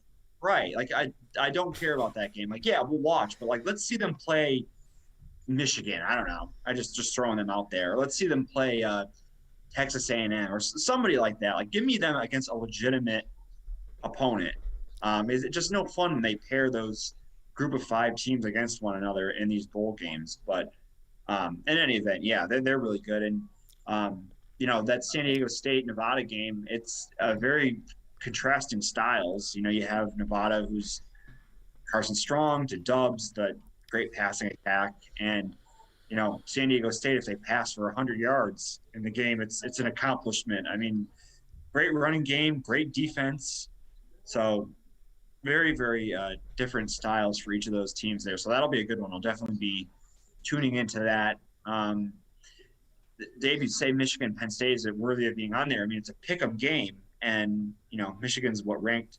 Yeah, they're ranked number 6 now, and Penn State's unranked. They had that horrible loss to Illinois, but they're still pretty talented. I mean, I don't know. I would not be surprised if Penn State won this game. It Same. just, Harbaugh, like we know his deal sometimes in these spots, and just I would not be surprised if Penn State won this game. Am I going to bet Penn State? I don't know, but I wouldn't be surprised if they won. You go down your list here. I do like Baylor a lot. I think they were caught in that trap last week, kind of looking ahead. Saw TCU was having just a horrible year. Patterson's gone. The TCU is really not going to show up. But again, TCU put in a brand new freshman quarterback that I didn't even know Chad Morris's son was even on the team. And here he comes in and is playing. He played phenomenal. So that could be a spark to their end of their season. But I think Baylor's the right side for this game. Oklahoma has struggled on the road a number of times. We just saw against Kansas they should have lost a couple of weeks back. I'm not going to get caught up in them blowing out Texas Tech at home. I think this is a tough game. I think Baylor is very live to win this, so I will be on Baylor for sure. They should be able to score and keep up with Oklahoma, no problem. Oklahoma's defense is not very good. You have those SEC matchups, A&M and Ole Miss. The Ole Miss offense has kind of slowed down a little bit here as the season's gone on. I mean, these totals were just getting obscene, and they've kind of been playing under. But I think Corral's kind of been dinged up. They've had some other injuries to their offense, and A&M. I mean, they're give them credit. Once Calzada came in, it was not a good start for them, and they got that Bama win, and it's just been kind of smooth sailing since. If Bama were to slip up, I mean, A&M, it could theoretically make the conference championship game. So this is a big game for them anyway, to kind of keep pace if Bama were to lose one of those 2 conference games. So that'll be an interesting one to follow. So I think that's all I got here for you on your list, Dave. Let me see. Let me look at the list of games and see if there's anything else here I want to mention. Okay. Yeah, no, there's really no other high profile games. I'm sure we'll have the 2 games I'm going to pick are not on your list there, and nor should they be. No one would want to watch the 2 games that I'm going to pick. But hey, if you submit the bet, you're winning money on the one game is the same as winning money on a top 10 matchup. So love the college football Saturdays. We only have 3 full ones left, and then the conference championship week. So we will enjoy this. And as a side note, I was all ready to make a wager on Cal this week against USC. Oh, yeah, the one that got postponed. Yeah, assuming Cal's player, they had a full complement of players. I was going to play Cal. But now, leave it to the Pac-12 to have their conference championship game on Friday night, and then Cal USC is playing the next day for God knows what. I have no idea. Just to get their 12 games in, I don't know. But I know for a fact that USC is not going to want to play that game at the end of the season for sure. So we'll be looking for Cal in that game as well. But yeah, I found that interesting. So. It's just hard to believe that could happen. I mean, you saw it last year, but it's just what could have happened? I guess it's something to do with just how strict their campus in Berkeley as a whole is. I guess if their same protocol was in place at a number of colleges, that would have happened a number of times this year. It's just that they haven't been. They're pretty strict with the COVID protocol. So it is what it is. They're going to reschedule the game. I'm sure Clay Travis lost his shit over it, but whatever. So, John, I have 2 questions for you. Number 1, the over-under, and you're talking about over-unders. So for the Ball State-Illinois game, the over-under is 61.5. For what it's worth, I'm on it. That's why I'm bringing this up. Do you think they can take this? Because it's now up to, with the field goal right now by Ball State, it's 29-27. So how many more points do you need to get to 62? Yeah, you're gonna need Northern Illinois to get a touchdown here. Yeah. And you know what? That safety, the spread was 2.5. So Ball State got that safety. So folks with Northern Illinois are quite happy with right now. Someone with Ball State -2.5, I'm not so pleased. But, I gotcha. Yeah, it is what it is. I made some live bets on the Kent State Central Michigan game, which is recouping my losses. But gotcha. Yeah. Oh, I guess one other game I'll mention. I can't bet on this game because I'm in Connecticut, but Uconn Clemson. I mean, I'm sure everyone wants to hear about this game. Uconn is not going to score. So whatever the team total is, take it under. They're not going to score in this game. If the spread's 40 and the total's 51, so unless there's a fluke, they're not going to score more than a field goal. Their over/under is probably 7, but they're not going to score. So okay, that's a bet for you to take. Uconn team total under whatever it is. Well, I'm going to look that up right now because I'm very curious. But to give you an idea, Missouri at Georgia last week, their team total I think was 9. I don't think they hit that either. No, they didn't. They covered though. Like the spread was almost 40. Yeah, that's true. They did. Let me see if I can look this up. It should only take a minute. Let me see if I got it because I'm really curious. I think. Well, just based on the spread in total, it's 40 and 51, so that's like 40-10. They're thinking, or no, I'm sorry, like 45-5. Yeah. So yeah. Oh my God. All right. Are we on both screens? Okay, we are. Okay. So the total points for Connecticut first half is half a point. Man, what's it for the full game? Like 5 or 6? Yeah. I'm looking it up. I'm trying to find it. It doesn't seem like it's showing up. I see total points. Give me a sec. If I scroll down a little bit more to find it. I don't think it's showing up. I don't think they want to do it. I don't think they're gonna. They don't have one. Our listeners are riveted, Dave. We're talking about this game. I can't believe that first half one though. It's like so. Yeah, that's a little. I mean, 0.5. Like I said, they weren't going to score. I'll give them 3, so they could get a field goal in the first half. If it's like a 6 or 7 for the game, I would say absolutely not. But yeah. I could see them getting 3. But and if you get it, you're actually getting 150 odds for that because under half a point is -200. So, oh boy, I may have to redo my. I got you watching this game on Saturday. It was just a terrible thing. Yeah, fair point. I think I'm gonna have to change one of my picks. I'll explain later. Are we? Is it time for picks? Andy, did you do your recap too, or no? Or your this week? No, but you guys nailed it. I'm just rambling here. Like, what was I gonna say? As someone who has Kent State, they actually just scored, but they had just allowed Central Michigan to go on a 33-0 or 33-3 run because it was Kent State was up 14-0, and then it was 33-17. So simple math. But then Kent State just scored. So these Maction games are just like there's no depth on these teams. No. Like, which is nice because I mean you traditionally like when the Maction wasn't really Maction, you'd expect these like 13-10 type games, but these offenses are kind of like are having their way with their defenses, and but it's fun. I like how Maction has just kind of made its way in the mainstream a little bit because gambling has become widely accepted in state to state, so it's good. But yeah, the games, Dave, that you mentioned, I'm curious to see who John ends up taking because he said that they're not on your list, and there's some deep tracks here.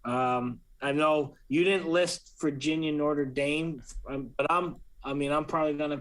We'll talk about that game in a bit. That's the freaking Tirico Breeze game, but yeah, there's not 3 more weeks of regular season college pigskin. It flies. It goes so fast.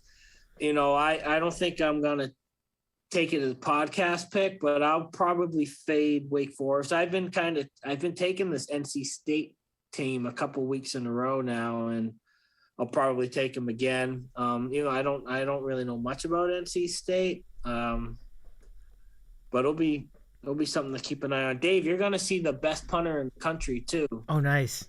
State. He kicks field goals too, but he's like a Twitter legend because of his punts. That's a true story. People say punter. He's gonna win the Ray Guy Award, I think, as the best college kicker. Arkansas LSU has some juice. Mississippi State Auburn has some juice. I think you list. Yeah. It's there. I'm actually golfing on Saturday morning like a clown, but I would need, like, you'd have to be like, we'll bet, like, it'd have to be a free bet for me to actually watch that Michigan Penn State game. And I actually do agree with John's point. As much as Baylor like pissed me off last week, I'll take Baylor this Saturday. Bohannon's going to have to make better decisions throwing the ball, but Oklahoma's kind of the one thing the committee's done right is like valued Oklahoma as they should be valued. Now, to be fair, Oklahoma, because the way the conference is lined up and their schedule is like they play all their like tough games now so they could move up. You know, they got Bedlam, they got whoever they play in the championship game. So, but I mean, there's no reason to respect Oklahoma at this point. Oh, John, a quick question. What do you think of who? Did you see Al Golden as a possible UConn replacement for a coach? What are your thoughts on Al Golden?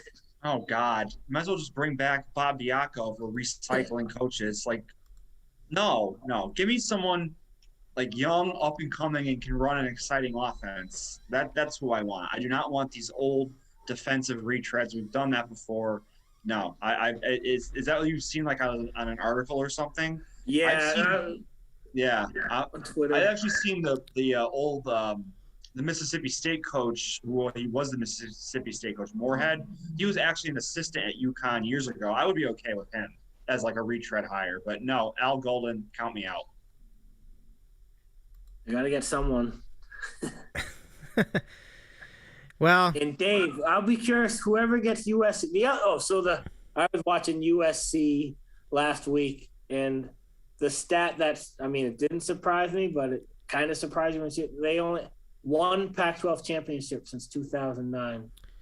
And I think it was against Stanford, right? 2016?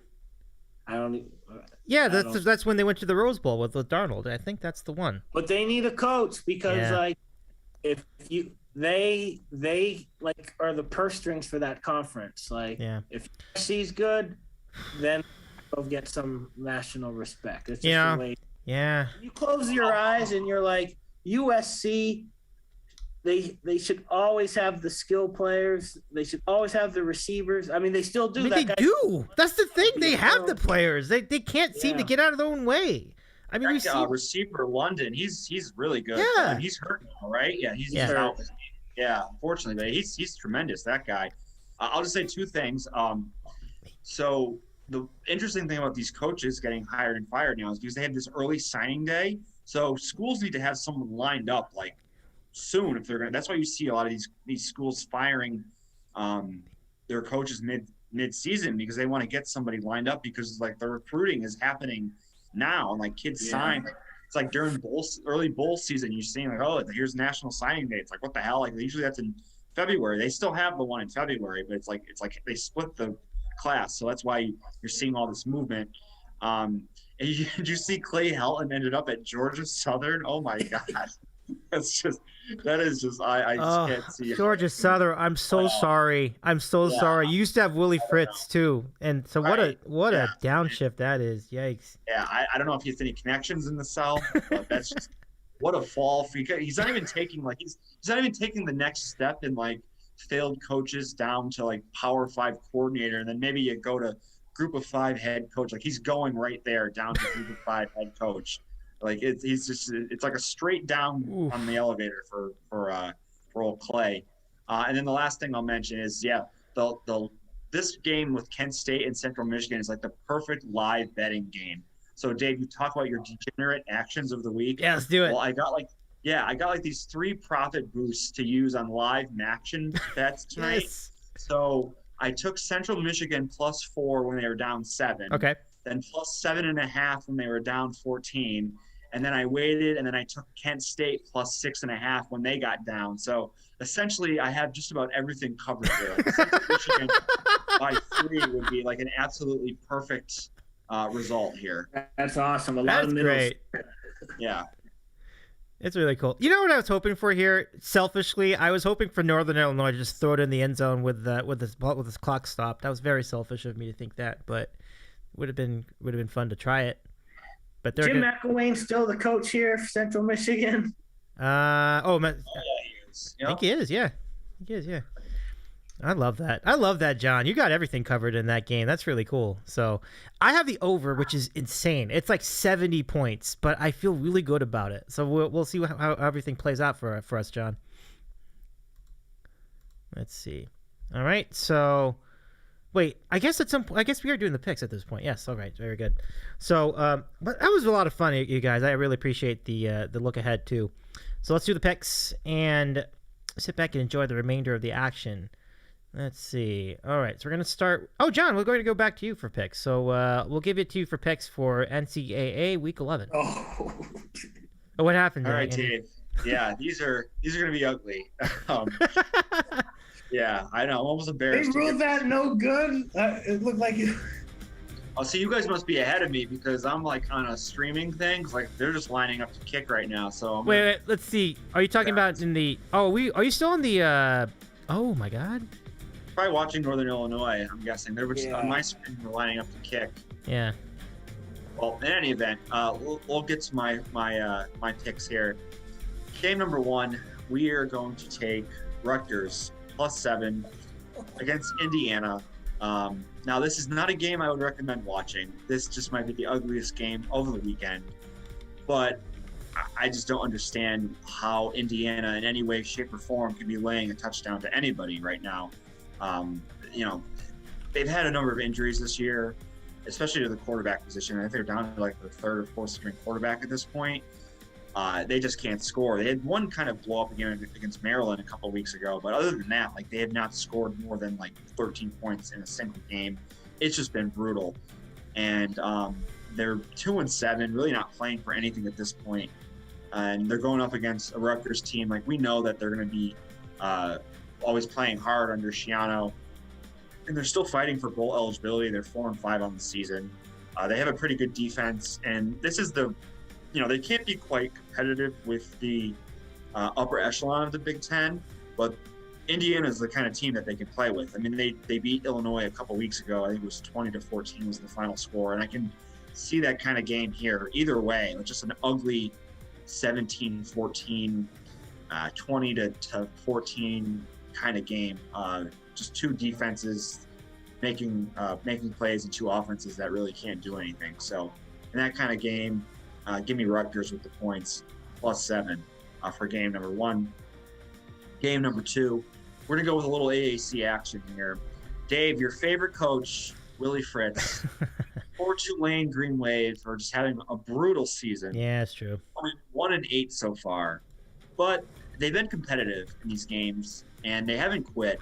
So we're going to take them +3 at home against Tulsa. I think Tulsa just kind of they gave it their all last week in Cincinnati, and I think it's just primed for a huge letdown game here. They did. I mean, even before they lost to Navy at home, I mean, they're not a good team, and that was like their Super Bowl against Cincinnati. And to lose in that fashion, I just don't think they're going to have anything for this game. Tulane is still fighting. They almost beat UCF last weekend, and I just, they haven't won a game since they beat one of those FCS teams, but I just think it's the perfect spot for them to get another win on the season, and we will fade Tulsa off of that near win at Cincinnati. So, two picks, the ugliest picks you could find. We'll go Rutgers +7, Tulane +3, two underdogs for college football week 11. All right, I love it, John. Good luck and thanks. Well, I think I need to start getting into some ugly picks myself because it really feels like the time. But here's the thing, John.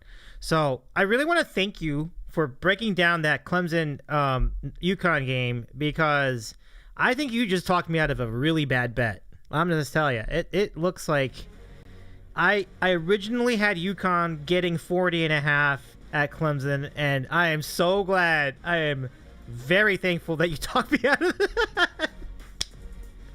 Because once I saw that half a point was expected out of them in the first half, I'm like, fuck that. I am out of that. So thanks, and it's kind of it is what it is. So let's go with the picks I wound up with. So the pick I pivot to here from that UConn game is going to be kind of boring, but I think it's going to be a decent call. We're gonna go. We're gonna go with Virginia getting 5.5 at home against Notre Dame, and I think of the two coaches, I just simply trust Bronco Mendenhall more. And it's as simple as that. I think Virginia can be very pesky. I think that Notre Dame is starting to kind of read their press clippings a little bit. They keep winning this game and that game and the other game, and I'm like, I think they're due for a letdown here, so I'll take a chance. I mean, I don't love the pick, but it's a decent call. So we're gonna go with Virginia at home, getting 5.5. Game number 2. This is a pick I originally had, and I'm gonna stay with it. And folks are really, really counting on Oregon to lose. We all just talked about that here on the podcast. But the game everybody thinks they're gonna lose is against Utah. I think they're gonna lose this one. I think they're gonna be at home, not be prepared for Washington State coming at them. They're playing better, as John mentioned. They're also getting 14 points. So we're going to take Washington State getting 2 touchdowns in Eugene. And I think they're going to win the game. I think I'm going to put in for... I'm going to think about it. But certainly, if anything, I'd love to put half a unit on the money line and see what happens. So we're going to take a chance on Washington State. I think they can pull the outright upset here. So our 2 picks, we're going Virginia getting 5.5 to go with Washington State getting 14 in Week 11. Yeah. All right, Andy, it's all yours. We're ready for your picks when you are. Another belated big finger to Fresno State last week, too, because I hate Boise State, and Fresno State kind of laid an egg. But I'll be with the picks. Yeah, Dave, I'm going to checker on a checker with you, and I'm taking Virginia. That quarterback is very prolific. Virginia's defense scares the shit out of me, obviously, because it's not very good. But I hate Notre Dame.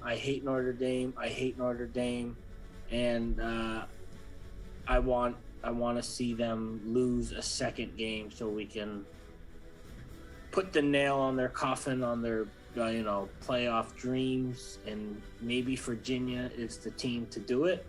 And yeah, that's all I need to say about that game, and to coincide what you said about that game.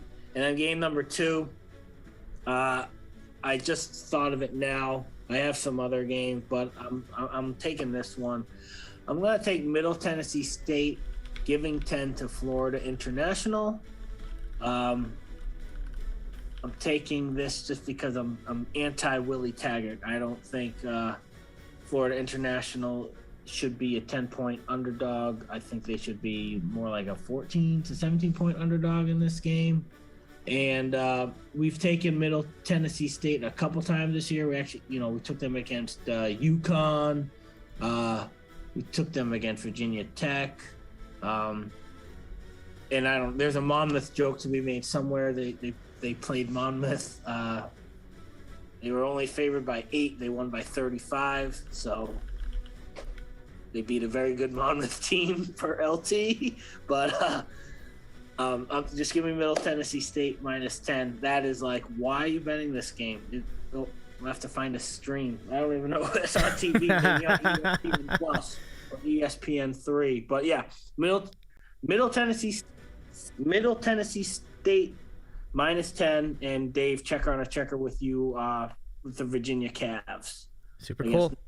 Which we know is on TV because Notre Dame's always on TV. All the time. Every single week on NBC. When they're at home. Tirico, I mean, we could save this for another podcast, but I think NBC is a bad product for football. Al Michaels saves the Sunday night broadcast. Collingsworth unlistenable. And then obviously the college football package is unwatchable because Notre Dame's on it all the time.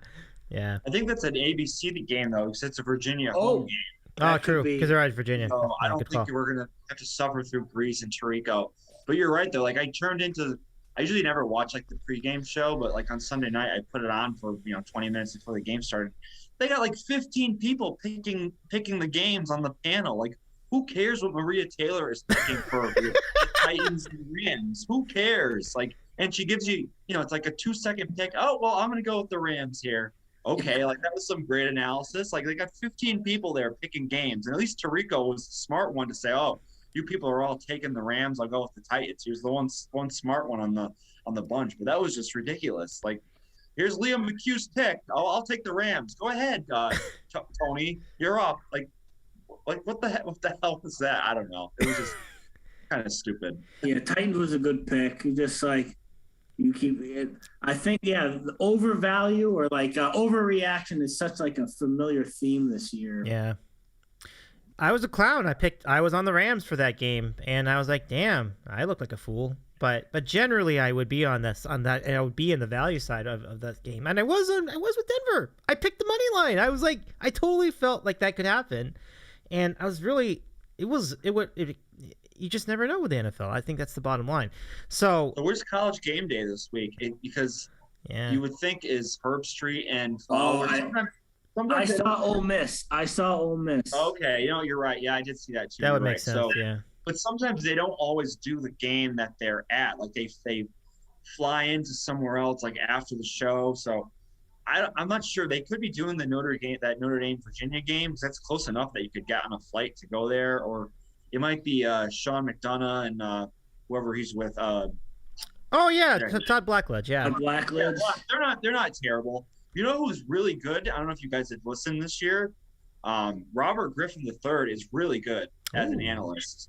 You have to check him out next time. He's not doing many high profile games, obviously, but he was doing the Oregon Washington game last week. He was excellent. So I hope he gets more opportunities. He was good. So up and coming. And this is his first year too calling games. So keep an eye out for him. Good call, John. I'll give it a look. I'll be on the lookout. It's good to see that he's doing all right with though. I mean, it's always nice to hear from him. He seems like a good guy. So very good. I think we're continuing with picks. Where were we at? I think we did Andy's picks. Okay. Ron's picks up next. Okay. So Ron's picks for week 11 in college football, and good luck, Andy, to your picks, of course. Let's go to. Let's see. I'm losing track of where I am with the actualities. I don't even think this is the right one, but let's go with this music anyway. So Ron's picks. Let's see. He has these guys for week 11. Do we have any checkers? No checkers from Ron. But he's going to take Oklahoma giving 6.5 at Baylor for pick number 1. For game number 2, he's going to take Purdue to cover the spread of 21.5 at Ohio State.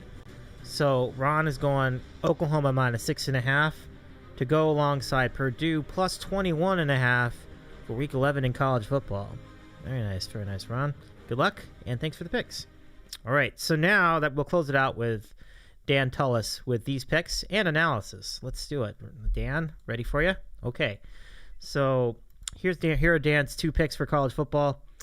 Very interesting spot for him, as he mentioned. It's gonna be interesting. We're gonna see what he's got. Okay.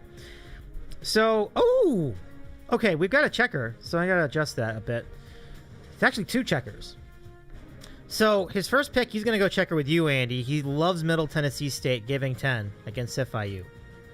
And I love this. This is where it says, I love this comment. He writes, hold on, let me go 2 screen because I think you're going to love this, Andy. So he writes, this is the Andy beat a very good Monmouth team game. Right? FIU looks dead as a doornail and riding MTSU here a bit. Lay the wood. Nice. All right, we'll go back and let's get his second pick, which is a checker on a checker with John's pick. Or no, check. It's a checker on a checker with Ron's pick. Purdue getting 21.5 at Ohio State. And here's what he says. He says that, hold on, let me go back to the scene and then I'll give it to you. So Dan Tullis says, people are waiting on a big league explosion game from OSU. But I've liked what I've seen from Purdue, and I think they can put up enough points to keep it in the window of the spread. So those are his 2 picks. Middle Tennessee minus 10, Purdue plus 21.5, and 3 of the picks from him as bonus picks. He offers Boise giving 13.5, Western Kentucky giving 18. Ooh. Who are they playing? John, do you guys know who they're playing? Yeah, they're playing Rice. Oh, okay, that's a good pick though. And also, I think Andy got your coaches mixed up. It's FAU with Taggart. Oh no! Oh, so I got FIU is what's his name? From the old Butch Miami. Davis. Yeah, Butch Davis. But It's okay. Yeah, same thing. They've completely given up on him. So I like the pick too. All good. And now, and he has one more pick. Oklahoma State giving 13, which I think is head-to-head with somebody, isn't it? No, maybe not. Yeah. Okay, so those are Dan Tullis' picks. And I'll also add this.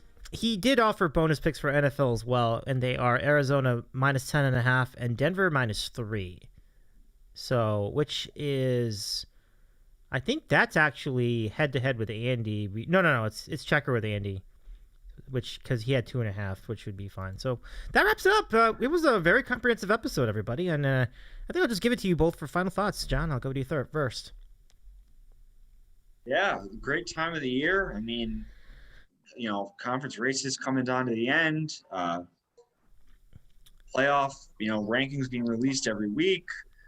The weather is not too cold where you can't spend a little time outside, but it's still you get some warm days, just a great time of year for football. And then you got college basketball starting, hockey, NBA. What a beautiful time for sports. So you really can't ask for nothing else. And should be another great weekend, and I hope everyone has some winners, and we'll be back here next Wednesday to discuss the carnage of what happened over the weekend. So it should be fun.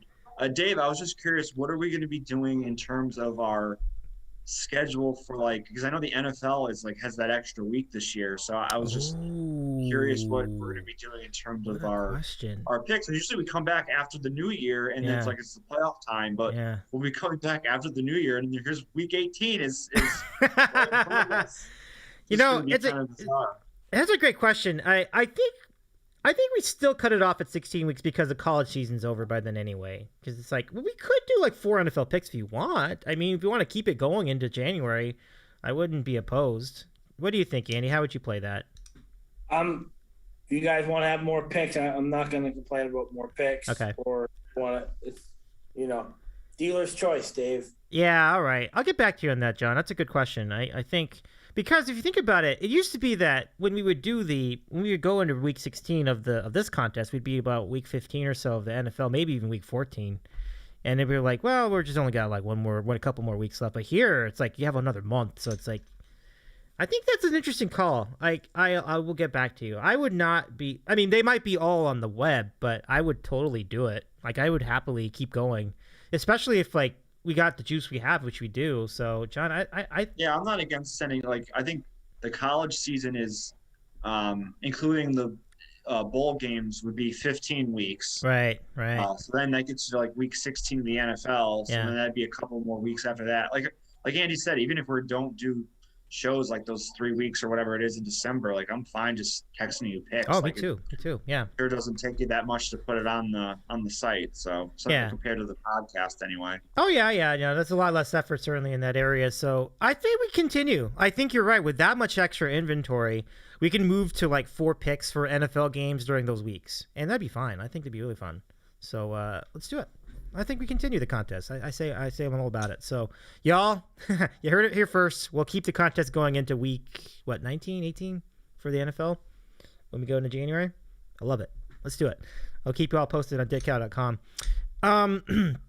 Andy, one question for you before we go, and then I'll give it to you for final thoughts. Yeah. Did you get a chance to try the Taco Bell Cantina tacos? No, I forgot. What makes it? I was there Sunday night actually after Buffalo Wild. Oh, all right. They're good. I gotta tell you. What makes the Cantina Taco? And I also didn't take advantage of the World Series promotion. Oh, the Steel. I didn't do that either. It's okay. You didn't miss out much. I mean, they do it every year. It's all right. I mean, I mean, it's just a taco. It's not that big a deal. I'll try the Cantina taco. Yeah. So their shell is like extra thin and it's crispy and it's tastier. It's like there's something to it that's really nice. It's like a flauta, but in the shape of a taco. And then the beef, there's like way more beef in it, and there's this melty cheese, like this like nacho cheese sort of thing. It's really good. Give it a try. Okay, final thoughts. Final thoughts. So the that FIU Middle Tennessee State game is on ESPN3, so that's good. ESPN Plus, Heyman style, but I got it. It's great. It's basically, as you know, it's like the center ice package too, because it's got so many NFL games. The 5 p.m. darkness hits really hard. It's harder every year, I think. But the fact that we have Maction and college basketball is back makes it a lot easier to absorb. I like for the Houston golf, my favorite bet so far is Scotty Scheffler to finish top 10 plus, I think it's like plus 225. And then Dave, I had a question for you. Will you be going to the Villanova UCLA game Friday night? It's an 8:30 local. That killed me. I wish I had known. Staying up till 11:30 to watch that. I wish I had known about that game earlier. It's just so unfortunate. I have a thing scheduled on Twitch. I can't do it. I would have done it if I had known the game was on. I would have rescheduled it. That's a big game for like. Yeah, it's a great Poly game. Pavilion. It's not even at like a neutral site. Yeah.